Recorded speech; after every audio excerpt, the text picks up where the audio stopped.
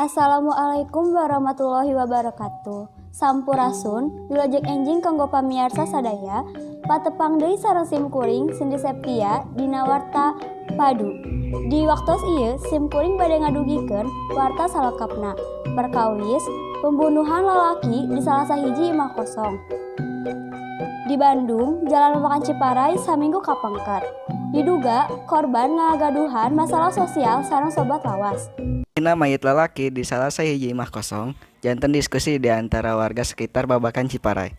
Dituduhkeun korban tiwas ku babaturan lawas kusabab masalah sosial jeung kalayan kasusah korban mayar hutang. Anu janten nyababkeun emosi babaturan lawas. Korban nu ngagaduhan inisial RNA kapendak ku salah sahiji saksi mata di tempat kajadian. Tersangka pembunuhan langsung diolah dina cara hukum. Ayeuna sim kuring Pundrani Azahra tos aya di TKP. Sapertos tiasa pamirsa tinggal di sekitaran bumi korban tos aya garis polisi.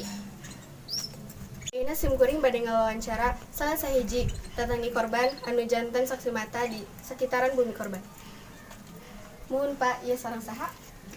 Sim kuring sareng Gaji tetangga caket korban. Muhun Pak Gaji, tiasa dicaritakeun kronologis kejadianna. Janten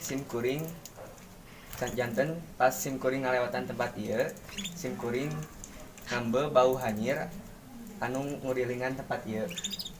Katinggalna aya mait anu dikarunyaeun. Iraha terakhir Bapak papendak sareng korban? Bengi satacan kejadian.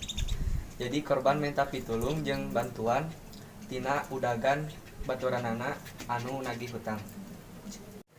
Nah, saur Bapak yen korban teh jalma nu hade? Salami urang tetanggaan, korban teh mangrupakeun tokoh anu sae budina tur kalakuanana. Tapi oge roboh rumah tanggana sabab ekonomina. Hatur nuhun ka Pak Gaji kana perhatosanana. Salangsuna. Mung sakitu laporan ti Bandung babakan Ciparai, sim kuring Pundrani Azahra ngalaporkeun balik ka studio.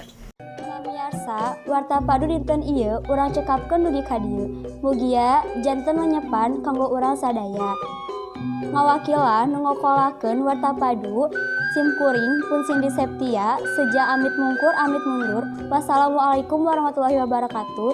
Salam Sunda.